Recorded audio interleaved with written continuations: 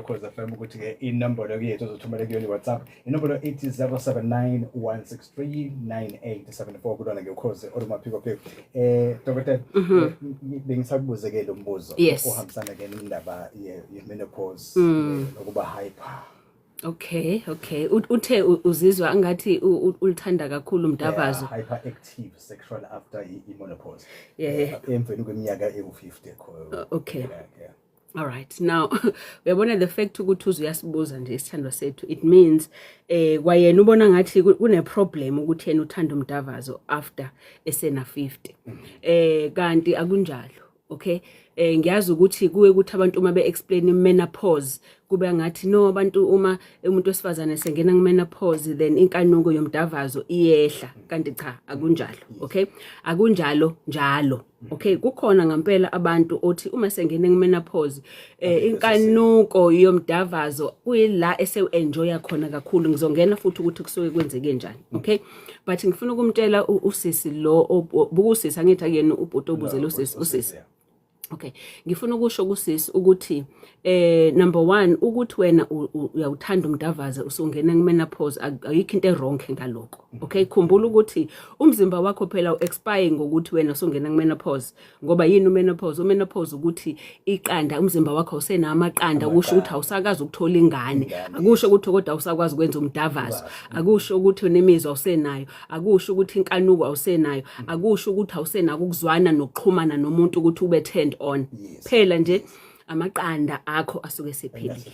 All right, so kunabantu ke ngaloko abagcina ngempela umdavazo sebe enjoy more. Okay, mhlamba sike sisho nje ukuthi eziphi izathu umuntu ezomenza ukuthi kwesikhathi enjoy masingakangeni nje even like biology ama hormones. Okay, kunomuntu othi ngesikhathi sengena kumenopause iqanda lisekho kusho ukuthini? Usho ukuthi ngeke ngisamitha. Mhlamba ubeke ethi noma enza umdavazo ebe nexhala ukuthi we ngingamithi abe nokusaba agcine sezibamba. Manje useyakhuleka ngoba uyazi ukuthi hey ayikho ichance yokuthi manje ngizomitha. Okay, but also omunye umuntu usuke semdala mo usuke sewazi umzimba wakhe mo usuke sewazi ukuenjoy umzimba wakhe usuke sazi ukuthi lento angiyenzela umuntu ngiyenzela mina enjoya mina ngomzimba wami. So ne-experience usenaso futhi useyazi nanokuthi lapho lengimnandi khona. So kusukulula ukuthi abe on ngenxa ukuthi useyazi ukuthi azithinte noma atshele wena ukuthi hey yenza kanje. Akasasabi nokukutshela kwawena ukuthi cha phela baba ngaka left kancane. Kanti uma usamncane uyasaba ukuthi uzothi ngikubone phi ngikufunde phi leyonto. So nayo leyo confidence ukuthi lo muntu wesifazane manje usene confidence kakhulu ngomzimba wakhe. But also ngoba usiyawazi yena umzimba wakhe more than kade esamncane ngakawazi umzimba. But also khumbula ukuthi la kumdavazo hlale sisho ukuthi uzizwe wena uphephile into ebaleke kakhulu ukuthi uenjoy kanjani umdavazo.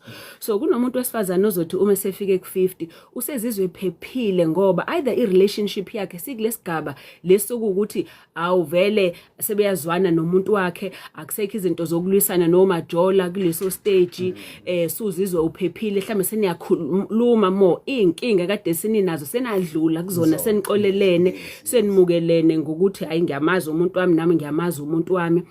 Ungathola nanokuthi mhlawumbe usenomunye umuntu omusha njengoba senomuntu omusha sefuna no-experience naye ngoba manje bengishadile manje sengizizwa ngi-alive manje ngoba ngesikhathi mhlawumbe ngishadile ngangisaney'nkinga zokukhulisa iy'ngane nginey'nkinga zomshado manje sengiya-understand ukuthi kufanele ngiphilele mina. So uyayibona ukuthi yonke leyonto izomenza ukuthi awu-enjoye more umdavazo. But khumbula futhi ne-lifestyle abantu uma sebefika ko-50 because usenento ukuthi hayibo ngeke sengiyakhula usedla kangcono uthola ukuthi noma ephuza usephuza ngebhitha kusafana ngesikhathi na 30 useyajima manje useyalala mo. So uyabona ukuthi zonke lezo zinto zenzani ziyafeze lapha kumdavazo akasenasi stress ngokufana. So uyabona kukodwa nje lokho kuzomenza ukuthi umuntu wesifazane egcina umdavazo ese-enjoy more. Yazi ngithini mina kuyena lo sendele yo message ngithi enjoy baby enjoy. Esiqale lanto kodwa nanko umuntu umbuzo uqhamuka kumlandeli uthi kwenziwa yini ukuthi umuntu athi akasakufili wedokotela uma ngabe benza kwenza umdavazo senithandane naye niwenza umdavazo idlulile iminyaka eyisikhombisa nangesethe akasakufili manje Nkosi umuntu wesilisa lo umuntu wesifazane mangibheka ngathi wesifazane ukubuza lo mbuzo. Uthi umuntu wakhe akasamfili. Awufunde nje umbuzo uthi kwenziwa yini umuntu ukuthi athi akasakufili umdavazo senithandane naye iminyaka u7. Yo, it can be either yabo lo silisa noma wesifazane. Hlamba suphendule su generalize mshengo, okay? Now yabona umuntu umethe akafili lento ayisho ukuthi physically nje kuphela, okay? Ngoba lokho ngafili kungenzeka ukuthi yebo umzimba awufili ngenxa ukuthi emthambo ayisebenzi igazi ligijima imizwa ayikho or inkinga yama hormones or udry or womile or induka ayivuki whatever physical yonto, okay? But also ukufila, khumbula umuntu umfila ngemizwa yakho, so kungenzeka futhi ukuthi uthakamfili nje ngoba usho ukuthi imizwa yakhe iphansi akaconnectile nalomuntu wakhe ngendlela mhlambe afisa ngayo yena, mhlambe i-relationship abona angathi isifile, ngoba kuyenzeka ukuthi emva kwesikhathi uthola ukuthi i-relationships kuba noshintsho olukhona, isiyashintsha i-relationship, and then nomzimba wakho emva kwesikhathi umzimba wakho ususho lento mhlambe inhliziyo kade ayibambile ibophile ngaphakathi unobhlungu, manje umzimba usuthi enough, yonke lobhlungu kade ngikuzwa manje angisafuni ke nami. So uthola ukuthi umzimba awusafuni nje physically kanti into esuka ekuthenini khonto eyenzekile kubudlelwane. Na uthe u7 years asikhumbuzaneke emshengo ukuthi ubudlelwane nobudlelwane njena kunama stage bobudlelwane ukuthi nikuphi nendawo kubudlelwane, and into esiyaziyo scientifically ukuthi khona. So umuntu akangathukuthi akusho ukuthi asisafunani kanti mhlawumbe ku stage wena lapho ngempela iyakheka i-relationship yakho. Khumbula ukuthi kunale stage sokuqala lapho kusamnandi kusanenkanuko enkulu, le stage esiphethwe yinama chemical lawo obunandi, okay? La umuntu noma umthinta nje uyavukelwa, noma ekuthinta nje uba manzi, imizwa isheshe igijime nje lapho. Lalela kusokwa chemical lawo. So yebo uyamthanda but kusekuthiwa ama chemical kakhulu othando akwenza wena uzizwa ngathi awuye lo number 1 lo is the one that's chosen. So ugcine wena ukuthi le chemical le uyiconfuse ukuthi le chemical issue ukuthi usofa silahlane wami lo kanti lutho, okay? Kusayi chemical nje ku stage sokuqala nje eminyaka mhlawumbe ukuqala emibili ku relationship, abanye leso stage kuba u6 months ku le relationship la kusamnandi khona lo muntu ayikho into wrong akwazi ukuyisho, uyabona yonke into yinhle. Mase kuza lesi sinye stage lapho seniyabonda khona, seniqala khona ukwazana khona lapho, so uqala ukumazi ukuthi uthandana akakufuni ini, so uqala ukwazi amamood akhe, so uqala ukwazi ukuthi yini emcasulayo, uyabona. So soqala ukuvela nobubi ke manje, kodwa ilapho seniqala seniyabonda khona phela manje ngoba seniya understandana, and it's leso stage leso futhi senitestayo ukuthi ngalesikhathi sesibonda thina sesiqala ukwazana ukuthi singiyazazi inkinga zakho, ngiyakwazi thunuka kanje, ngiyakwazi ukuthi umdavazo same position wenza le position njalo, noma sicabaniswa either uma wengane noma ubaba wengane, noma sicabaniswa imali. So kune standard esithize sekusunenjwayelo esikhona kubudlelwane. So omunye umuntu okade egcile kulesa stage sokuqala ukuthi awubuka umnandi ukuthi mongibheka nje uvukelwe ungithinte nje uvukele ukhuluma nami kahle, usethi mase sefika kulesigaba lesi abona ngathi umuntu wakhe useshintshile kanti cha, sokushintsha i-relationship singena kwelinye igiya kwesinye isigaba.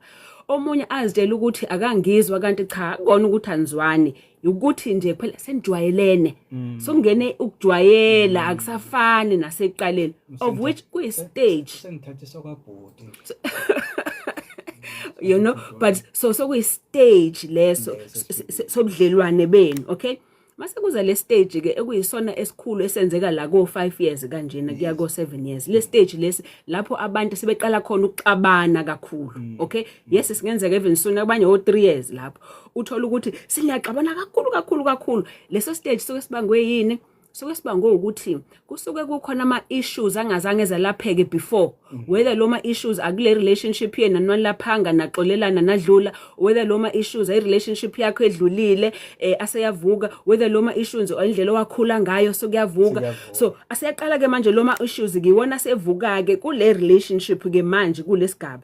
so ama issues yini mhlambe kunenzondo kunongaxolelani kuloma issues soqala ngena ukucheata soqala ungena ukusola ukucheata ngoba kunabantu abukule stage othola ukuthi uyacheata omunye uyasolwa nje hayi ngoba echeatile so nawe osolayo usola ngoba ngitheni ile stage sokuthi ama issues owadlula kona ongazange udlule kuona wajolelwa before suyivusa manje ke wena leyo issue suyamsola lo ukuthi uyajola kanti ingoba wena sokuvuka iissue yakho yokuthi wena wajolelwa ngesikhathi esidlule sokuba mama inkinga zemali so yabona eziminyaka ihamba ku relationship sokuba khona zonke lezi gaba esizaziyo ukuthi vele zizofika kuze kufike kule stage lesi ukuthi uyabona abantu ma power uzwana ipower ne ego mina uyangazi mina ngizombonisa ngizokwenza ukuthi angizozenzela ngimncengile akwenziwa kumina lokho uyabona kuleso stage abantu bagcina sebesebenzisa umdavazo njengesikhali kwi relationship either umdavazo uyisikhali kwi relationship umdavazo ukala ithermometer ayikalayo ukuthi ungixolele uyangithanda ngizolala muvumile ukuthi ngikuthinte kushuthi uyangixolela so uyabona ukuthi still kusay ipower kusaluliswa ipower lapho so uyazike emlaleli ukuthi once wadlula kulezo stage lezo sizofika istage lapho enivumana khona nazane nimukelane khona okusho ukuthi soke stage lapho enikhethana yizuzazi inkinga uyizumazi lo muntu nje kodwa uyamkhetha okay so bese ke stage esihleke lese simnandi sokuthi siniyazana nomuntu wakho okay so kukodwa nje lokukwazi ukuthi ngikwesiphi ingxenye ngiwesiphi stage mina nale relationship yalo muntu so ungasheshi utshela ukuthi akushutha akasangifuni mhlambe understand ukuthi sikuphi thina ngokwesigaba nalomuntu ku relationship then ke subheka nanokuthi inikenye mhlambe ezongenza ukuthi angangizwa wazi ngani wena ukuthi akakufili ngoba phela ifeeling yakhe ukutshelile yini ukuthi akakufili noma ubona wena indlela behavior ngayo kungenzeka yini ukuthi ngendlela behavior ngayo akasenakho ukumfuna lapho cansini but kwaloko awukwazi ukuthi akangifili ngoba ifeeling eyalo muntu so okay yisho wena ukuthi uyangiziba akangikhulumisa akangifoneli akangithinti enye into le but if uthi akangifili so uhambe wena wakhulumela ama feelings akhe ungawazi ukuthi unjani mhlambe mubuze ngoba mhlambe kwakona lokho wena ukubona ngathi akafili indlela yakhe nayo kubamba ama feelings akhe ngoba ezitshela ukuthi nawe khona into oyifilayo njengoba nawe ucabanga ukuthi uyafila yabona niyafilana kodwa ngendlela errong okay so rather khulumani nobabili kuze nikwazi ukuthi nisolve le problem ngiyafisa ukuthi ngaphambi seseko kwalaleli simthathe futhi la kuma SMS lawo about men uthi inkinga yami ngiyashesha ukufika kuvutho ndaba manje lento ke ikhubaza kwamina uqobo lwami cause ngisuke nami ngisafisa ukuthi ngihambe siqhubeke sengivele ngibe nami ngizoke sa enjoy kodwa isheshe ulahle uthwalo ingoma look isheshe ifi umuntu wesilisa ngathi umuntu wesilisa look akekho umuntu wesilisa othi uma ezibona ukuthi uyashesha khona bangaziboni bayashesha azatshela umuntu wakhe ukuthi hayi ngeke uyashesha kuyima ethuka ukuthi awubengazi mina ngiyashesha uyabona bafike mina athi hawu mangizwa manje mangibona ukuthi awukade nalo wangishiswa ilento kodwa akangitshelanga lo seyangitshela so akekho umuntu owaziyo ukuthi uyashesha ongaboni ukuthi leyo nto iyinkinga isuka already menza ukuthi abe inkinga and uzazibona ukuthi uyashesha nje is because kwayena usoke safuna usoke sanenkanuko ukuthi ngiyafisa ukuthi lento ngabe iyaqhubeka kodwa sengishishe ngawuthulula umthwalo wami so kwayena nobona usuke ezinyeza naye so uzinyezwa kwayena ngokuthi uyazijaja ukuthi kusho ukuthi ngami but also uzinyeza ngokuthi lo muntu lo engidavazana naye ucabanga ukuthi ngami